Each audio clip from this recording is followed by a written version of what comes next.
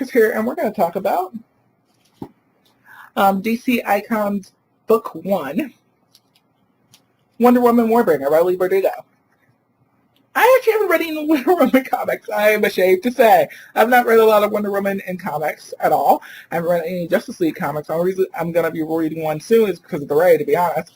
And I kind of jumped into this kind of of a recommendation of RC over at Neck of the Book Lock. I haven't watched this for review because I didn't want to get spoiled myself, but he just talked about the book and he really enjoyed it. And so I tried it out. I'm also a person who is, we'll get into that thought for a second. Let's say this is a reimagining of Wonder Woman's origin story. Wonder Woman, or Diana at this point, she's a teenager, or she's a young girl on the island that she's on, the Amazon's island. And she breaks some rules and helps a girl who is plane gets crashed and brings her to the island. You're not supposed to bring outsiders to the island. And then even makes it even worse is this girl is a warbringer. She is a descendant of Helen of Troy. And so she has this ability that basically, if she turns to the age of 17, there's going to be major war and strife that's going to break out. And so bringing her to the island starts to poison the island, and some of the Amazons get sick, which is not supposed to be to happen, and all these bad things are happening, and Diana realizes that she needs to right her wrongs, and she goes on a quest with this new girl that she found, whose name is Alia.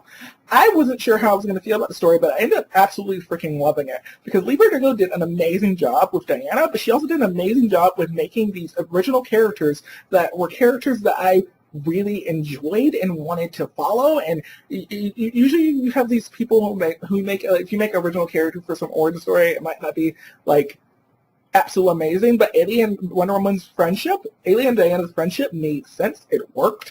Like, as I was reading it, Alia was just a fantastic character. Alia had her own struggles to go through, and it was really interesting to see how she dealt with her legacy, I guess.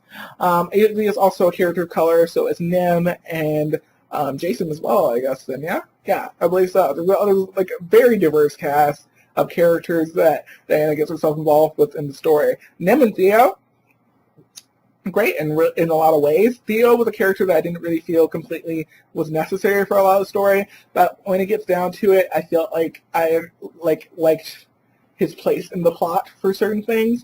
There is a romance element to the story, and I was not here for it. There was like slower parts of the story where they were focusing on that, and I was like, okay, let's just keep going, because most of the story was pretty fast-paced. Not full of action, but very fast-paced. I went through this book rather quickly over a few days, and I say rather quickly over a few days because I really only read it during my lunch breaks at work and on my bus trips back from work. I didn't usually read it on my way to work or anything like that. So really, if you look at like the time spent reading, I went through this book rather quickly, and it's just something I really enjoyed. Leigh Bardugo is not an author who I'm like a huge fan of, to be honest, generally, but this made me want to read more by her. I could not get into the Greaser series at all. Like, I tried and couldn't do it. I read the Six of Crows first book, and I liked it enough, but it didn't make me really want to read the next book that much either.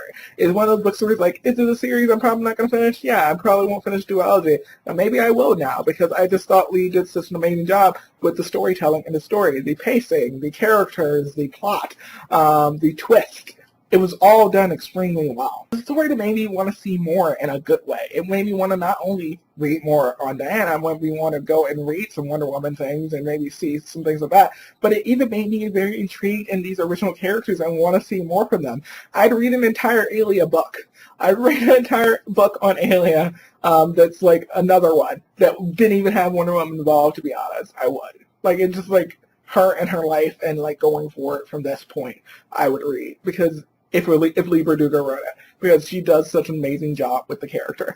And also with, I talked about the Alia being character color, talking about race relations a little bit, talking about, like, there's a scene where, there's like some scenes where you see with Nim and with Alia some of the discriminations that they faced, and like you see that kind of camaraderie between two people who have faced discrimination for different things.